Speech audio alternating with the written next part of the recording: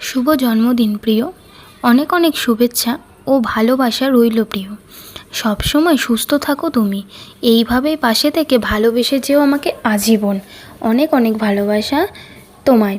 তোমার জীবনের হাসি খুশি সুখ দুঃখ তোমাকে নিয়েই সবটা। আমার যখন মন খারাপ করে তার একমাত্র সঙ্গী হলো তুমি। তোমার সাথে কথা বললেই আমার এক নিমেষে সব মন খারাপ শেষ হয়ে যায়, বুঝলে তো?